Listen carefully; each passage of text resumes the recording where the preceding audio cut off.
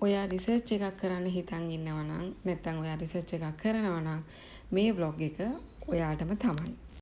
ඉස්සෙල්ලා මම කියන්නම් මගේ රිසර්ච් එක මොකක්ද කියලා.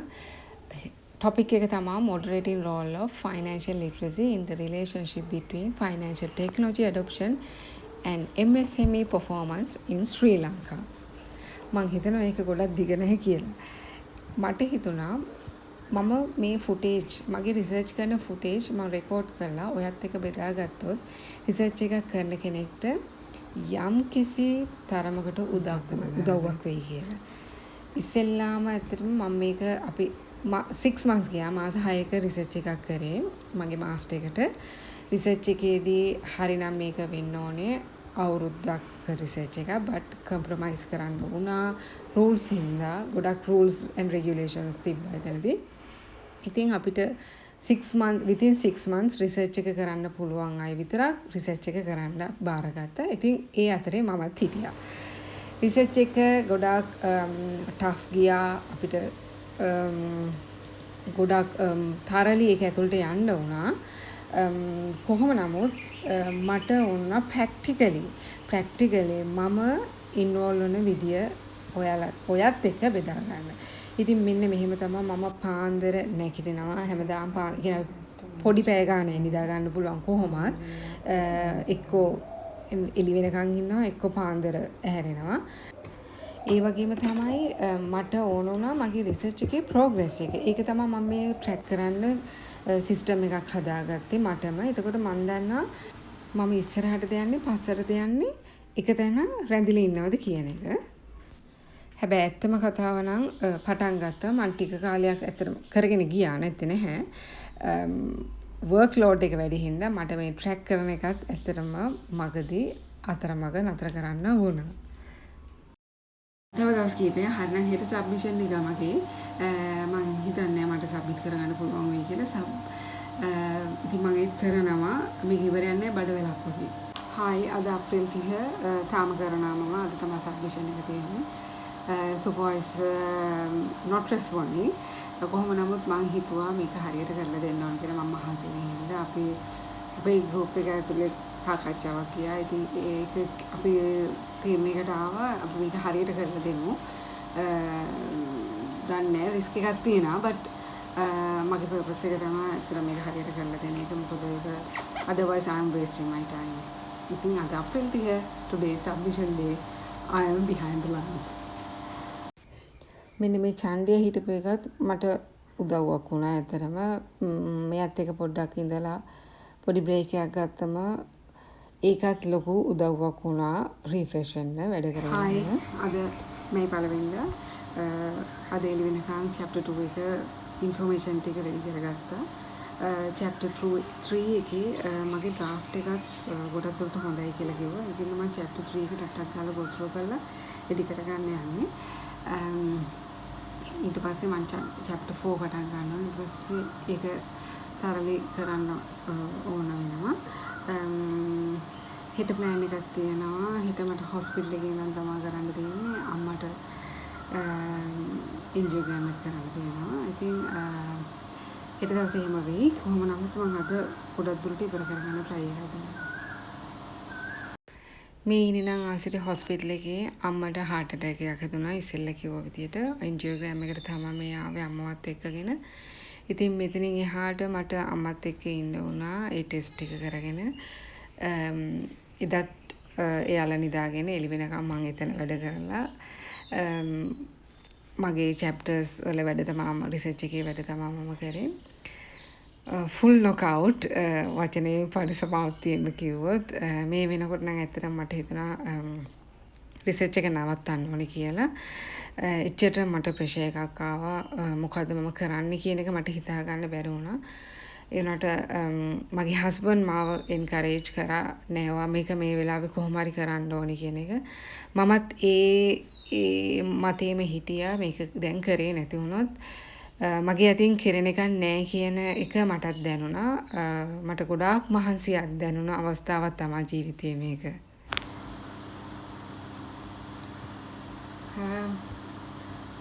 අද මම හිතනවා කොහොම හරි මේක සබ්මිට් කරන්න ඕනේ. මම ඩිටර්මයින් කරලා තියෙන්නේ මට හරිම මහන්සි බට් මං හිතනවා මම ගොඩක් දුරට රීච් වෙලා ඉන්නේ. ඉතින් බලමු කොහොමද වෙන්නේ කියලා. හායි. ඉතින් දවස් ගානකට පස්සේ මම ආවා ෂොප් එකට. මෙන්න මෙහෙම තමයි සිටුේෂන් එක. ඔක්කොම වැඩ ටික කොනකින් ඉඳන් පටන් ගන්න තියෙනවා. ගොඩක් දේවල් වෙලා තියෙනවා නැත්තේ නැහැ. මම දැන් අදත් ආවේ පොඩි වෙලාවකට කොහොම හරි රිසර්ච් එකක් සබ්මිට් කරගත්තා. මට ඒ අප්ඩේට් එකක් දී ගන්න ඕනේ. ඒ වගේම අම්මගේ කන්ඩිෂන් එකක් තියෙනවා. මම පොඩ මගේ වැඩ පටන් ගන්නත් ඕනේ. කොහොම නමුත් මං හිතුවා හිතෙන එක පැත්තක දාලා පොඩ්ඩක් මෙතෙන්ට ඇවිල්ලා ඔෆිස් එක සම්පූර්ණයෙන්ම මේ බෑග්ග්‍රවුන්ඩ් එක පේනවනේ මගේ බඩු ටික ඔක්කොම පැක් කරලා තියෙන්නේ. හස්බන්ඩ් මෙතන වැඩ පටන් අරගෙන එයාගේ වැඩ ඔෆිස් එකක් විදිහට කරගන්න තාම පටන් ගන්න යන්නේ. ඉතින් මේක ඇත්තටම ටර්නින් පොයින්ට් එකක්. මොකද කිව්වොත් කොහොමද කරගන්නේ කියන එක තමයි ඇත්තටම මම හිර වෙලා ඉන්නේ. මොකද්ද මම කරන්නේ කියන එක. මොකද මට අම්මව තනියම දාන්නත් බෑ. එතන ප්‍රශ්නයක් තියෙනවා. ඒ වුණාට මගේ බිස්නස් වැඩත් කරගෙන යන්න ඕනේ. නවත්තලා ඒක හරියන්නේ නැති හින්දා. ඉතින් හරි හම්බෙමු පොඩි වීඩියෝ එකක්. එදා දවසේ මගේ වර්ක්ෂොප් එක තිබ්බේ මෙහෙම.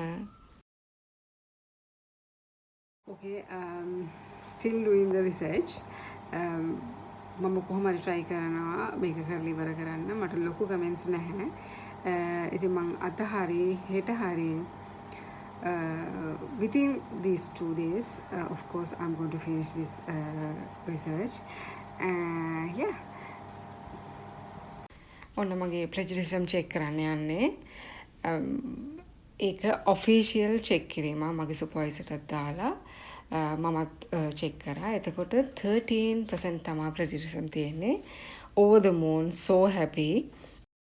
මට cut off percentage එක නම් ඇත්තටම හරියට මතක නැහැ. ඉතින් මේ දවසේ මං බඩගින්නි තමයි හස්බන්ඩ් මොකක් හරි වැඩක් තිබිලා මට යන්න වුණා ෂෝරූම් එකට.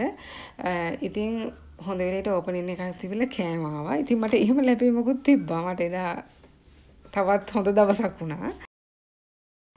මේ මම සබ්මිට් කරන දවස. හයි අද 2025 8 මාසේ 25. දැන් මට ෆයිනල් මගේ රිපෝට් එක ෆයිනල් රිපෝට් එක ෆයිනලයිස් කරලා මට සුපර්වයිසර් කිව්වා දැන් දාන්න කියලා අප්‍රූව් කියන එක සබ්මිෂන් රිපෝට් එක ෆයිනල් කරලා දාන්න කිව්වා අප්‍රූව් කරන්න. මට ගොඩාක් කියා ගන්න දේවල් ඒ කියන්නේ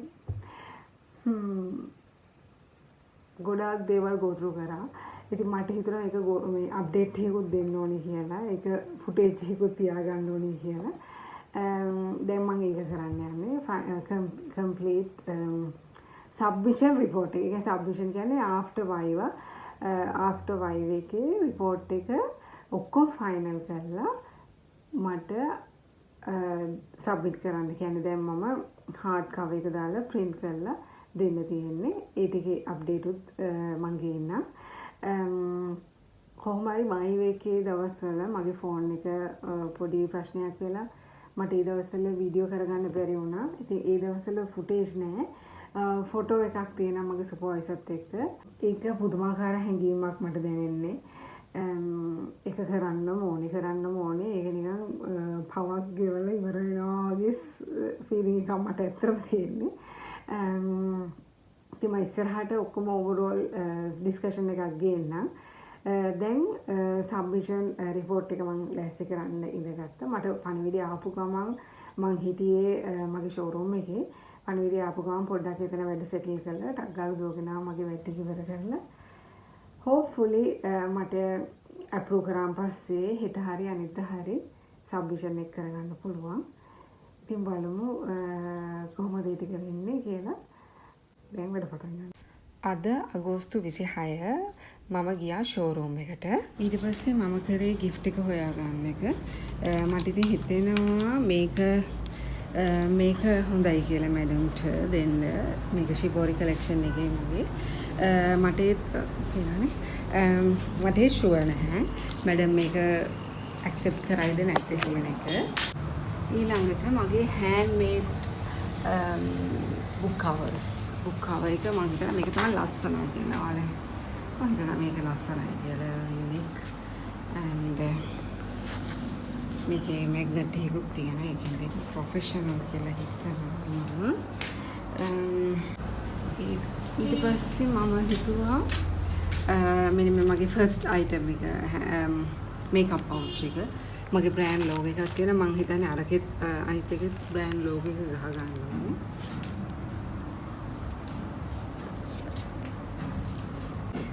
මගේ ලෝගෝ එකක් ගැහුවා මෙතන මම හිතනවා හොඳයි කියලා මම හරි ආසයි ලෝගෝ එක එතකොට මගේ බුක් කවර් එක තියෙනවා මෙතන පවුච් එකකුත් තියෙනවා මම හිතන එක මැඩම් පාවිච්චි කරයි කියලා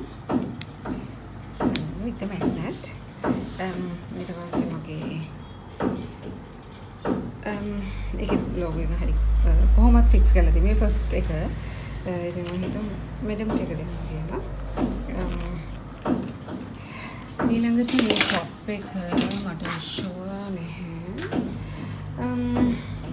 මැඩම් ගනීද කියන එක මට ෂුවර් නැහැ බලමු මොකද වෙන්නේ කියලා මැඩම් ගත්ත මගේ ගිෆ්ට් එක මොකද හේතුව මේක මගේ බ්‍රෑන්ඩ් එකෙන් යන අයිටම්ස් ටිකක් හින්දා නැත්නම් ඊට ඉස්සෙල්ලා ස්ටුඩන්ට්ස්ලා කට්ටියක් ආවා මැඩම් හම්බෙන්න ඒ රිසර්ච් ස්ටුඩන්ට්ස්ලා මම හිතන්නේ එයාලගේ ගිෆ්ට්ස් ගත්තේ නෑ ඒ කියන්නේ මේ එක කියන්නේ ගිෆ්ට් ඒ කියන්නේ ලිටරලි ගිෆ්ට්ස් ඒව ගත්තේ නෑ මැඩම් එයාලගේ බට් මගේම දෙයක් හින්දා මැඩම් මගේ ප්‍රොඩක්ට් එක ගත්තා මට ඒක ගැන හරි සතුටුයි ඇත්තටම ඉතින් මේ දා ෆුටේජ් ටිකක් කැම්පස් එක ඇතුලේ මම ආසම තැනක් ඇත්තටම යුනිවර්සිටි එක මේ ජපුරු යුනිවර්සිටි එක හරිම ලෑන්ඩ්ස්කේපින් හරිම ලස්සනයි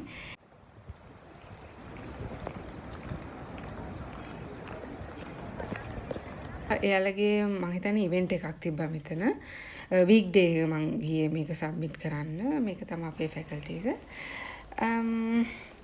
ගිහිල්ලා මැඩම් වුණා මගේ ඒකනේ රිපෝට්ස් ටික රිපෝට්ස් තුනක් තියෙනවා එතකොට මට එකක් හම්බ වෙනවා කොහොම හරි රෙෆරන්ස් ඉතින් ඔයා දැක්ක ඔක්කොම behind scenes ඔක්කොම footage ටික ගොඩක් ඒවා unedited මගේ රිසර්ච් එක ගියුනේ එහෙමයි ඉතින් ඒක හොඳ අත්දැකීමක් ඒ වගේම හොඳ මොටිවේෂන් එකක් මගේ ඉස්සරහ වැඩ කරගෙන යන්න මම හිතනවා ඔයාට මේ ෆුටේජ් එක ගොඩක් උදව් වෙයි කියලා මොකද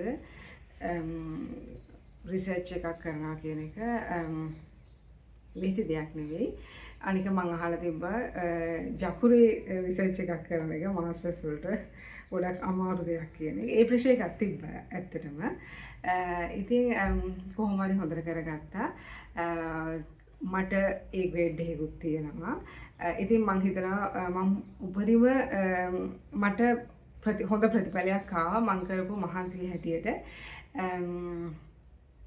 ඉතින් ඔයාටත් කියන්නේ කරන දේ හරියට කරන්න ඒක අනිවාර්යයෙන්ම හොඳ ප්‍රතිඵලයක් තියෙනවා ස්ට්‍රෙස් එක මැනේජ් කරගන්න අනිවාර්යයෙන්ම ඔයා ඒ දේවල් වලින් වැඩ කරන්න මොකද ඔයා වෙනුවෙන් ඉන්න ඕනේ මොනවා කරන්නත් ඒ ටික තමයි මට සාරාංශයක් වශයෙන් කියන්න තියෙන්නේ මේ වෙනකම් බැලුවට බොහොමත්ම ස්තුතියි මේ vlog එක මොකද මේ ෆෝන් එකේ තියාගෙන හිටියේ මට වෙලා හම්බෙච්ච වෙලාවක පුළුවන් තරම් ඉක්මනට මම මේක ෂෙයා කරනවා කියලා ඉතින් දැන් ෂෙයා කරන්න හම්බුණා හරියටම අවුරුද්දකින් වගේ තව මට වෙලා හම්බෙන වෙලාවට තව vlogs මම ගේන්න බලාපොරොත්තු වෙනවා මට පුළුවන් තරම් මගේ අත්දැකීම් එක මම ඔයාලත් එක්ක ෂෙයා කරගන්න කැමතියි මගේ ජීවිතයට එකතු කරගන්න දේවල්